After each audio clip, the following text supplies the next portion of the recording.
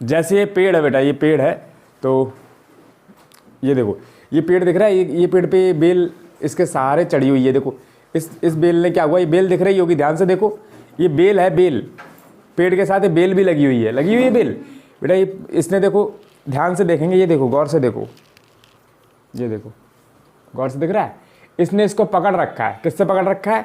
इससे पकड़ रखा है। देखो ये इससे पकड़ रखा है, ये देखो है ना, ये देखो इससे पकड़ रखा है। तो ये इसके पकड़ने के लिए क्या है, जैसे बैसाखी के लिए अपन वो यूज़ करते हैं, उसी तरीके से इसने क्या है, ये हाथ से, अपने हाथ से जो तने से जहाँ से पत्ती निकलती वही उसी पॉइंट से ये निकला हुआ है, और इसने इसको पेड़ को पकड़ रखा है। देखो पकड़ रखा है पेड़ को, क्या नहीं? तो ये जो पेड़ को पकड़ रखा है और ये पेड़ पे चढ़ गया है, इसको क्लाइंबर कहते हैं। इसको क्या कहते हैं? क्लाइंबर कहते हैं। इसको क्या कहते हैं? क्लाइंबर कहते हैं इसको, क्लाइंबर। तो मैंने तुम्हें दिखाई ये बेल, मैंने तुम्हें दिखाई ये बेल जो क्लाइंबर है। अब आगे चलते हैं। ये जो तुम तोड़ के लाए हो बेटा, तो इसमें क्या करोगे, घर पे जाओगे और इसमें एक जो पत्ती है, जैसे ये पत्ती है, इसकी पत्ती, और इस पत्ती पे मान लो जब ये पेड़ लगा हुआ था, जड़ के समेत मिट्टी में घुसा हुआ था, तो मिट्टी में लगा हुआ था, तो क्या करोगे, तुम घर पे जाओगे, एक पॉलीथीन उठाओगे और पॉलीथीन लेके यहाँ पर बांध दोगे। पॉलीथीन लेके क्या करोगे, यहाँ बांध दोगे। पॉलीथीन लेके यहाँ बांध दोगे, धागे से बांध दोगे, मुंह बंद कर दोगे पॉलीथीन का, बांध दिया तुमने धागे। और एक नॉर्मल पॉलीथीन लेना, उसको भी मुंह बांध के रख देना, ठीक है। अब क्या करना कि उसको कुछ दिन बाद, एक दिन बाद या फिर कुछ घंटों बाद, ठीक है, जाके उसको ऑब्जर्व करना, जाके उसको देखना, जाके उसको क्या करना, ऑब्जर्व करना, ठीक है। ऑब्जर्व करना, देखना, तो तुम्हें क्या दिखेगा, देखोगे कि जो पेड़ था, यानी ये पेड़ था तुम्हारा, ये पेड़ था, इसकी एक पत्ती थी जिस पर तुमने क्या कर दिया था, पॉलीथीन बांध दी थी। ये पॉलीथीन तुमने बांध दी, जिसके अंदर ये पत्ती है, क्या कर दिया, पॉलीथीन को बांध दिया, ये पत्ती थी। तो तुम देखोगे कुछ, जब तुम देखोगे तो कि इसकी सतह पर, इसके सरफेस पर पानी की छोटी छोटी बूंदें दिखेंगी, हल्का हल्का गीला दिखेगा, ये पॉलीथीन गीली दिखेगी। ऐसा क्यों?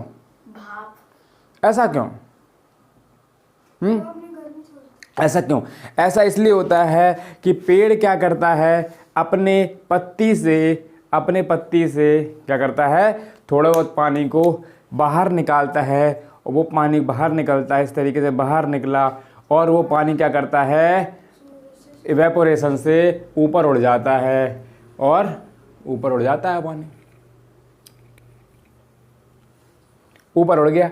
जो इवेपोरेशन होता है, इवेपोरेशन होता है बाष्पीकरण। तो क्या रहता है कि पानी जमीन से उड़ के जाता है कि नहीं, ये पेड़ों की पत्तियों से उड़ के पानी ऊपर की तरफ जाता है, इसे ट्रांसपिरेशन कहते हैं। क्या कहते हैं? ट्रांसपिरेशन। क्या कहते हैं इसे? ट्रांसपिरेशन। ये एरो हमेशा ऊपर की तरफ बनाना ताकि समझ आए, ऊपर जा रहा है ये पानी, क्या होता है, इसे कहते हैं ट्रांसपिरेशन। क्या कहते हैं इसे? ट्रांसपिरेशन।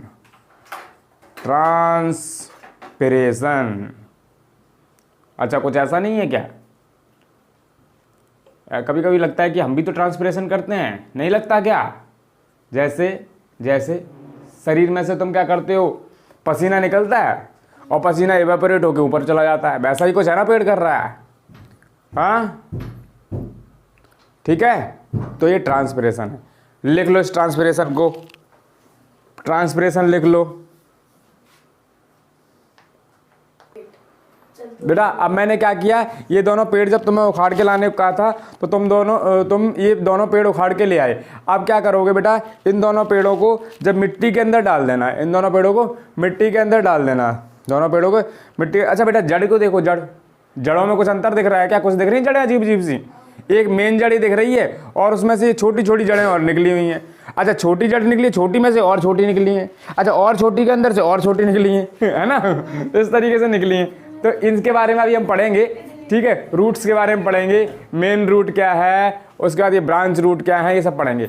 अभी मैंने क्या कहा कि इनको क्या करना गमले के अंदर लगा देना या फिर मिट्टी के अंदर लगा देना। तो तुम कुछ दिन बाद देखोगे कि जिसके अंदर ये जड़ है उसकी जड़ उसके अंदर फैल जाएगी और मिट्टी को अच्छी तरीके से जकड़ लेगी, ठीक है। और एक पेड़, एक जो इसमें से है उसकी जड़ काट के उसको डायरेक्ट उसके अंदर लगा देना, ठीक है। तुम देखोगे जब कुछ दिन बाद मैं कहूँ कि जाओ बेटा और इन दोनों पेड़ों को उसमें से निकाल के ले आओ, तो जब तुम जाओगे, तुम जब निकालने जाओगे तो जिसके अंदर जड़ थी उसे निकालने में बहुत मुश्किल आएगी और जिसके अंदर जड़ नहीं थी वो आसानी से निकल आएगा। इसका मतलब क्या समझ आया? जड़ का काम क्या है? जड़ क्या करता है? मिट्टी को अच्छी तरीके से पकड़ लेता है। अच्छा, यही काम है क्या? तुम देखोगे कि जिसमें जड़ नहीं थी वो बेचारा सूख गया है, वो बेचारा सूख गया। ऐसा क्यों सूख गया है? क्योंकि जड़ से ही न्यूट्रिशन लेता है, पानी लेता है ना, ये चीज़ है। तो तुम्हें रूट का काम समझ आ गया। तो बेटा इस एक्टिविटी को भी अपने तरीके से थोड़ा लिख लो।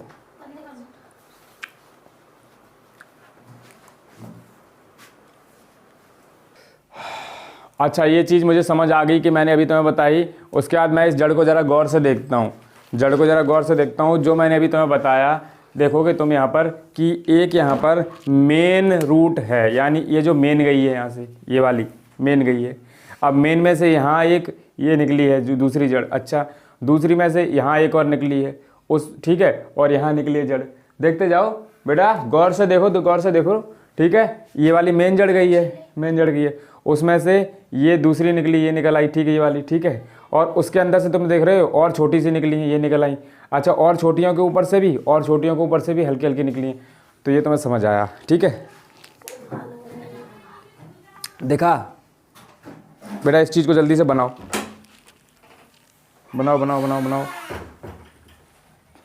जल्दी बनाओ।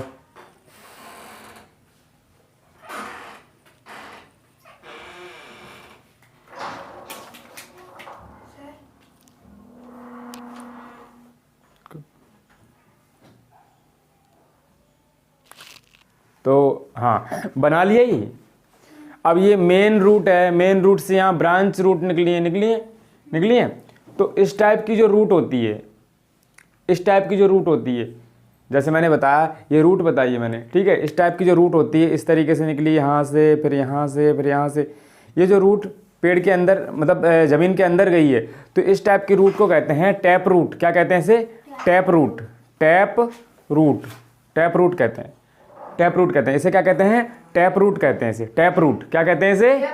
Tap root. अच्छा, अब तुम क्या करोगे? घास भी जब उखाड़ के लाओगे, अब तुम ये घास वाला खुद ही करना, बाहर जाना और बाहर घास को उखाड़ के देखना। जब तुम घास उखाड़ के देखोगे, जैसे मान लो ये घास है, ये ग्रास है बेटा, ग्रास है। अब ग्रास क्या है? ग्रास के नीचे देखोगे, ये ज़मीन के नीचे देखोगे तो वो इस तरीके से पूरे में फैली हुई है, इस तरीके से ये पूरा। तो इसे फाइब्रस रूट कहेंगे। फाइब्रस मतलब होता है धागे जैसा, तो फाइब्रस रूट, इसे फाइब्रस रूट कहेंगे। जिसकी जड़ें ऐसी हैं उसको क्या कहा जाएगा? Fibrous root. मेरे साथ मिलके बोलो जल्दी से, इसे क्या कहा जाएगा? इसे क्या कहा जाएगा? बहुत सही, ठीक है। तो टैप रूट और फाइब्रस रूट में अंतर समझ गए, ठीक है। फैन की स्पीड थोड़ी कम करो फैन की स्पीड। ठीक है। तो आज का टॉपिक यहीं ख़त्म करते हैं, जल्दी ख़त्म करो।